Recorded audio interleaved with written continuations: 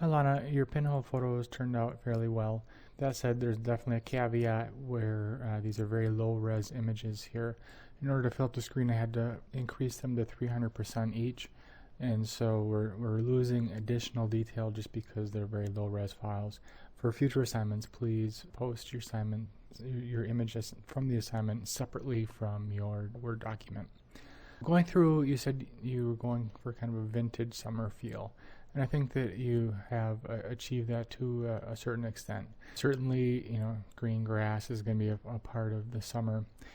Certainly, the overall kind of color scheme that we get for this kind of image, certainly a part of that. That said, I think that we have pretty serious blue color cast, and sometimes having a color cast is good. Sometimes it can detract from the image.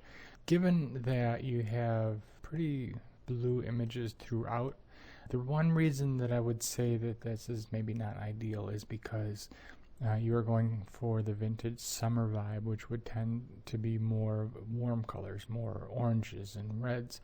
And so because of that, I would suggest that you spend a little time in post-production changing the colors, or alternately, even better, getting your colors right in the camera to begin with. One way that you might do that is in Photoshop using the curves tool. If you alt-click on this auto button, you get this second little pop-up window, and the snap neutral tones actually does a pretty good job typically if you kind of scroll through. And so for this particular one, I think we're much closer.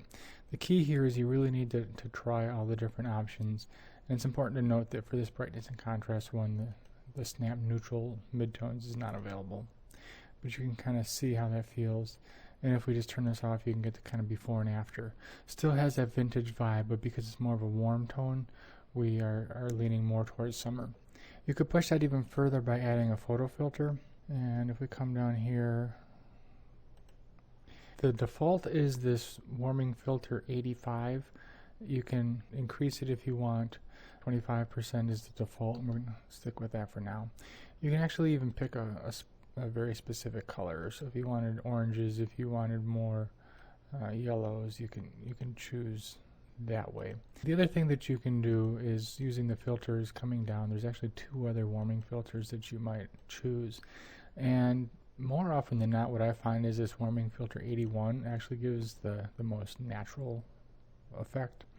But certainly you can experiment with these filters, adding different colors and changing the amount that we add in here, which is the density, and kind of experiment from there. But from here to where we started, you can see there's a very significant difference in overall making the colors feel warmer, more nostalgic. If you decide that you like this sort of overall look, it's very easy to select both of these. So you click the top one, shift click on the bottom one, then using the move tool you can click and drag up to the next tab and keep your finger down until you're over the picture, and then release, and you can see it's just as easy as that to apply the exact same set of filters to all of your images. The grass one doesn't give exactly the same result just because it was kind of green to begin with, but you kind of get the idea. Given that we have two grass ones here, this one and that one, I would suggest that you find the one that this speaks most to you. Because they're so similar in a portfolio that is otherwise quite diverse, it gives it a little bit more emphasis than it should. Looks like this may be a can reflecting some light versus just a big swash of grass. And we also have this third one here where you're doing a close-up. Now the close-up is a little different just in the fact that you are that much closer, so it's a very different camera perspective. However, again, I would say probably just one of the grass ones overall. Maybe a close-up and maybe a more of a pulled back view. I'm not sure what this thing here is in the grass. It didn't render very well, which, definitely part of the pinhole process. You can't get around that sometimes.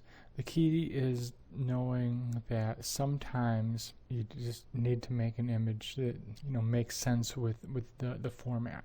and this one I think doesn't really make sense with the pinhole format. It might very well with regular glass optics. I'm not sure. It just doesn't render well enough. Looks like you use a flash. Definitely that can help. We see these specular highlights here and there.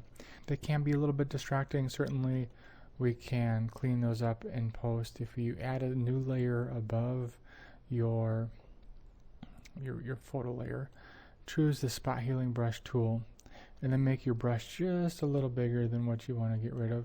You can see it's just as easy as that. Sometimes it takes a couple of clicks to get rid of it, but by and large it does a pretty good job, and it's fairly seamless in the way that it does it. We also see that you have lots of dust spots throughout your series, and you absolutely want to get rid of those. When you think of post-processing, I want you to think of it more as finishing your work rather than editing it or repairing things. Adding in these kind of touches really gives your photographs the final polish that you need.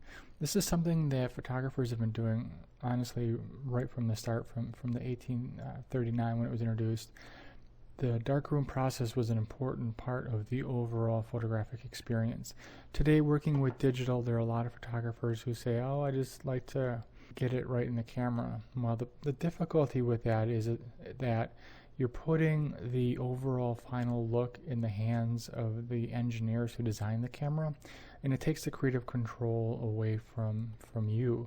And there's no one right setting that's going to apply to every single image.